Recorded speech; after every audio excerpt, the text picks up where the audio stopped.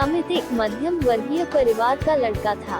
वह बचपन से ही बड़ा आज्ञाकारी और मेहनती छात्र था, लेकिन जब से उसने कॉलेज में दाखिला लिया था उसका व्यवहार बदलने लगा था।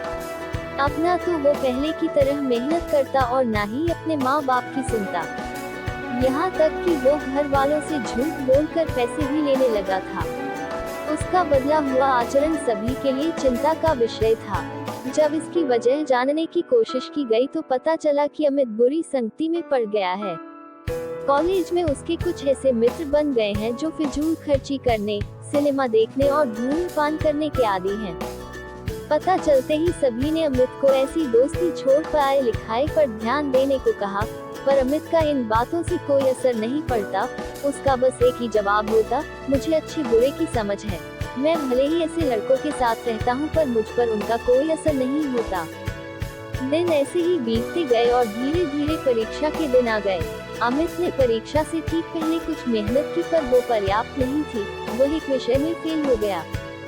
हमेशा अच्छे नंबरों से पास होने वाले अमित के लिए ये किसी जोरदार झटके से कम नहीं था।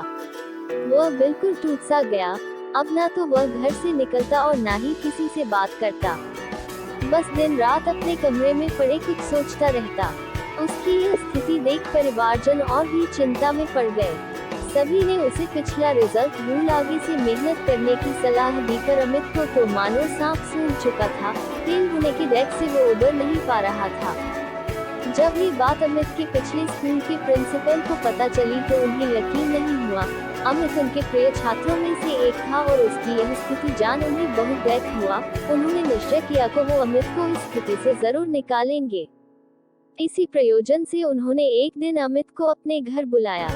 प्रिंसिपल साहब बाहर बैठे अंगीठी ताप रहे थे। अमित उनके बगल में बैठ गया।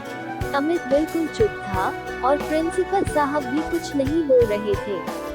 10-15 मिनट ऐसे ही बीत गए पर किसी ने एक शब्द नहीं कहा।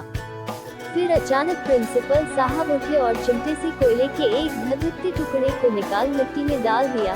वह टुकड़ा कुछ देर तो गर्मी देता रहा पर अंततः ठंडा पड़ बुझ गया। ये देख अमित कुछ उत्सुक हुआ और बोला, प्रिंसिपल साहब, आपने उस टुकड़े को मिट्टी में क्यों डाल दिया? ऐसे तो वो बेकार हो गया। अगर आप उसे अंगीठी में ही रहने देते तो अन्य टुकड़ों की तरह वो भी गर्मी देने के काम आता। प्रिंसिपल साहब मुस्कुराए और बोले, बेटा, कुछ देर अंगीठी में बाहर रहने से वो टुकड़ा बेकार नहीं हुआ। लो, मैं उसे दोबारा अंगीठी में डाल देता हूँ। और ऐसा कहते हुए उन्होंने टुकड़ा अंगीठी में डाल दिया। अंगीठी में जाते ही वो टुकड़ा वापस धधक कर जलने लगा और पुनः गर्मी प्रदान करने लगा। कुछ समझे अमित? प्रिंसिपल साहब बोले, तुम उस कोयले के टुकड़े के समान ही तो हो। पहले जब तुम अच्छी संगति में रहते थे, मेहनत करते थे, माता पिता का कहना मानते थे तो अच्छे नंबरों से पास होते थे। पर जैसे वो टुकड़ा कुछ देर के लिए मिट्टी में चला गया और बुझ गया, तुम भी गलत संगति में पड़ गए और परिणाम स्वरूप फेल हो गए। पर यहाँ जरूरी बात यह है कि एक बार फेल होने से तुम्हारे अंदर के वो सारे गुण समाप्त नहीं हो गए। जैसे कोयले का वो टुकड़ा कुछ देर मिट्टी में पड़े होने के बावजूद बेकार नहीं हुआ और अंगीठी में वापस डालने पर धधक कर जल उठा। ठीक उसी तरह तुम भी वापस अच्छी संगति में जाकर मेहनत कर एक बार फिर मेधावी छात्रों की श्रेणी में आ सकते हो। याद रखो, मनुष्य ईश्वर की बनाई सर्वश्रेष्ठ कृति है। उसके अंदर बड़ी से बड़ी हार को भी जीत में बदलने की ताकत है।